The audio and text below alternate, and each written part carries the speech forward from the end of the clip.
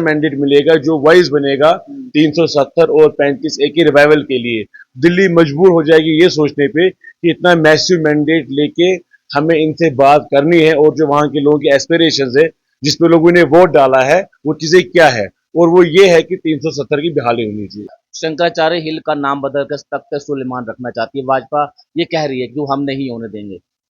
अब वो जब दिल्ली में अकबर रोड को चेंज करते हैं, लोग कहीं सेवन रेस को उसको चेंज करते हैं तो उसमें परेशानी नहीं होती है। हमारा जो यहाँ नाम है हम उसी को रिपीट कर रहे हैं जो है नाम, शंकराचार्य मंदिर का हिल का नाम शंकराचार्य ही रहेगा, जो है वो वैसा ही रहेगा। कोई भी मंदिर हो मस्जिद हो, ये हमारा पॉलिटिक्स नहीं है, ये बीजेपी का पॉलिटिक्स है। हमने वो उसको पुराने नाम से एक बार कहीं मेंशन किया होगा, लेकिन हम शंकराचार्य की जो एग्जिस्टेंस है, शंकराचार्य का जो यहाँ लोगों के दिल में प्यार है उस मंदिर के लिए, जो भी कम्युनिटी से लोग बिलोंग करते हैं, हम इस चीज से पॉलिटिक्स नहीं करते। हम मंदिर मस्जिद की पॉलिटिक्स नहीं करते। ये बीजेपी का गहना है सियासत में, ये उनका जेवर है सियासत में, जो मंदिर और मस्जिद के नाम पे लोगों को लड़वाते हैं। हमारा ऐसा कोई हिसाब नहीं। राणा साहब को ये बात 2024 में याद आ गई, ये जब 14 में हुई थी, 10 साल लगे उनको ये बात बोलने में।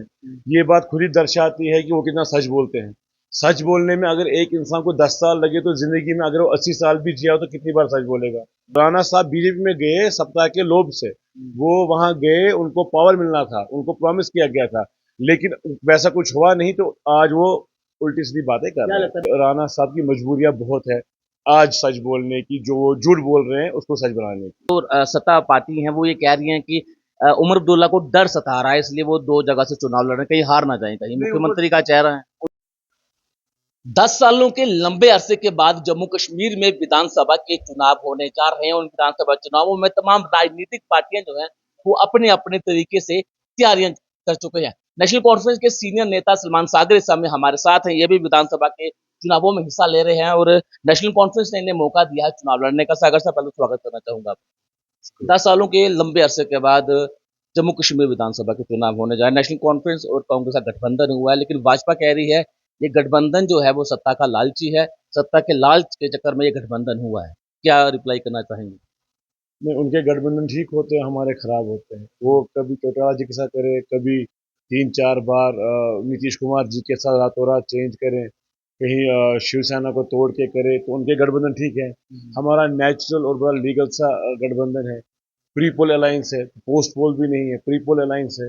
लोगों से वोट मांग रहे हैं अलायंस के नाम पे, तो ये यहाँ के लोगों की एस्पिरेशन है, ये यहाँ के लोगों का इमोशन है, ये यहाँ के लोगों का सेंटिमेंट है, जो ये अलायंस जो दर्शाता है, जो ये इंडिकेट करता है कि यहाँ के लोगों का जो अभी दिल में उनके सब कुछ चल रहा है पिछले 10 साल से, उस सबको दर्शाता है ये अलायंस। और हमें पूरी उम्मीद है कि ये जो भाजपा बार बार इस अलायंस को अटैक करती है, ये उनका फ्रस्ट्रेशन है और वो चाहते हैं कि ये कामयाब ना हो, लेकिन लोगों ने ऑलरेडी मैंडेट दिया हुआ है इस अलायंस को यहाँ, और उसका हमें पता चल रहा है ग्राउंड पे, लोग इस अलायंस को मैसिव मैंडेट देने जा रहे हैं।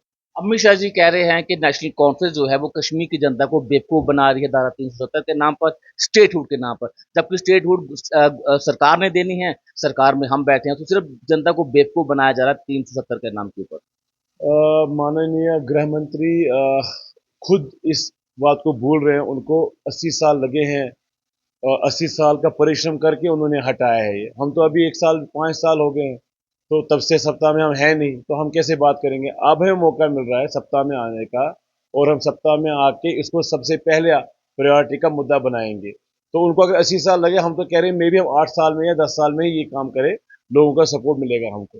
तो अमित शाह जी इस पर भी पॉलिटिक्स करें, लेकिन हमारा पॉलिटिक्स बेस्ड है यहाँ के लोगों की उम्मीदों पे, उनकी एक्सपेक्टेशंस पे।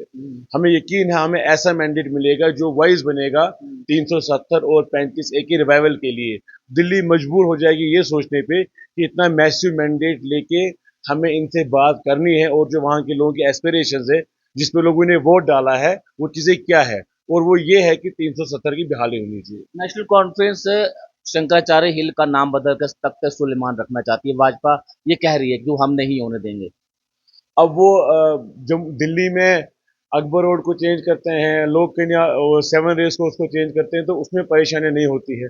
हमारा जो यहाँ नाम है हम उसी को रिपीट कर रहे हैं जो है नाम, शंकराचार्य मंदिर का हिल का नाम शंकराचार्य ही रहेगा, जो है वो वैसा ही रहेगा। कोई भी मंदिर हो मस्जिद हो, ये हमारा पॉलिटिक्स नहीं है, ये बीजेपी का पॉलिटिक्स है। हमने वो उसको पुराने नाम से एक बार कहीं मेंशन किया होगा, लेकिन हम शंकराचार्य की जो एग्जिस्टेंस है, शंकराचार्य का जो यहाँ लोगों के दिल में प्यार है उस मंदिर के लिए, जो भी कम्युनिटी से लोग बिलोंग करते हैं, हम इस चीज़ से पॉलिटिक्स नहीं करते। हम मंदिर मस्जिद की पॉलिटिक्स नहीं करते। ये बीजेपी का गहना है सियासत में, ये उनका जेवर है सियासत में, जो मंदिर और मस्जिद के नाम पे लोगों को लड़वाते हैं। हमारा ऐसा कोई हिसाब नहीं। देवेंद्र सिंह राणा जो कि नेशनल कॉन्फ्रेंस के नेता रह चुके हैं, अब्दुल्ला परिवार के काफी करीबी रह चुके हैं, उनका ये आरोप है कि नेशनल कॉन्फ्रेंस 2014 में भाजपा के साथ गठबंधन करना चाहती थी और सत्ता की लालची है नेशनल कॉन्फ्रेंस, इसलिए वो भीख मांग रही थी नेशनल कॉन्फ्रेंस बीजेपी से कि हमें सत्ता में लाइए, हम आपको बिना शर्त समर्थन करेंगे। राणा साहब को ये बात 2024 में याद आ गई। ये जब 14 में हुई थी, 10 साल लगे उनको ये बात बोलने में। ये बात खुद ही दर्शाती है कि वो कितना सच बोलते हैं।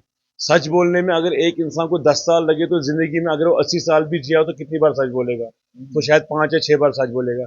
अब जो एक इंसान 6 बार सच बोलेगा दुनिया में, जिंदगी में, तो वो कैसा होगा?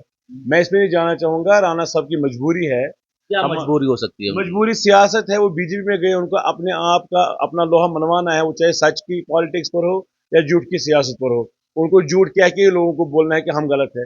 लेकिन हम सही है। हमने जेलें खाई है 5 अगस्त के बाद। हमने बीजेपी का ये जो वार है हमने सहा है। हमारे लोग जेल में थे, हमारे घरों को गिराया गया। तो राणा साहब बीजेपी में गए सत्ता के लोभ से। वो वहां गए, उनको पावर मिलना था, उनको प्रॉमिस किया गया था, लेकिन वैसा कुछ हुआ नहीं। तो आज वो उल्टी सीधी बातें कर क्या रहे हैं। लगता है देवेंद्र सिंह राणा पर कोई दबाव है कि आपको इस तरह की बयानबाजी करनी है? ये राणा साहब खुद बता सकते हैं, मैं नहीं बोल सकता। वो हमारे बड़े भी रहे, मेरे से सीनियर है काफी ज्यादा। लेकिन ये बात सच है कि राणा साहब की मजबूरियां बहुत है आज सच बोलने की, जो वो झूठ बोल रहे हैं उसको सच बनाने की। उमर अब्दुल्ला 2 विधानसभा क्षेत्रों से चुनाव लड़ रहे हैं। विपक्ष जो सत्ता पार्टी है वो ये कह रही है कि उमर अब्दुल्ला को डर सता रहा है, इसलिए वो 2 जगह से चुनाव लड़ रहे हैं, कहीं हार ना जाएं, कहीं नहीं, मुख्यमंत्री का चेहरा है। उनको डर नहीं सता रहा है। उन्होंने पहले भी कहा ये उनकी स्ट्रेंथ है। अगर हम 2 जगह से लड़ते हैं, हम 2 जगह से जीतेंगे।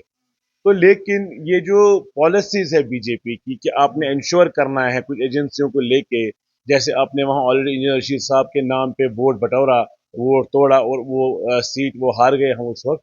यहाँ भी उन्होंने कोशिश की थी और हमने एक बहुत अच्छे तरीके से मैनिपुलेट किया कि नहीं तो वो चाहते थे उमर साहब को बडगाम में भी वो ऐसी कोई फोर्स के पीछे लगा दे, लेकिन नहीं। उनके अज़ाइम हमने कामयाब नहीं होने दिए और हमने एक पॉलिटिक्स में सेफ प्ले करने का एक हर एक को मौका मिलता है। डेमोक्रेटिक राइट है हमारा, हम 2 जगह से लड़ सकते हैं, लेकिन वो पॉलिटिक्स करना चाहते हैं।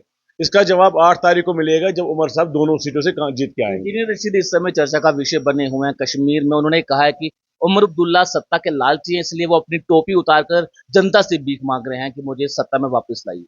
इंजीनियर साहब आते हैं तो चूमते हैं, वो ऐसी बातें करते हैं, हड़बड़ाहट वाली बातें करते हैं। तो वो जब करे तो वो पॉलिटिक्स नहीं है, वो अच्छी बात है, वो कश्मीरियत है। उमर साहब अपने लोगों से अपनी टोपी सामने रख के या कोई बात दिल की बात करके बोलेंगे तो वो पॉलिटिक्स होगी, वो सत्ता का लालच हो गया। अब सत्ता का लालच किनको है, उन्होंने भी, हम भी देख रहे हैं वो कैसे चला रहे हैं अपनी पार्टी को, कितने लोग चला रहे हैं उनको, कौन कौन लोग चला रहे हैं।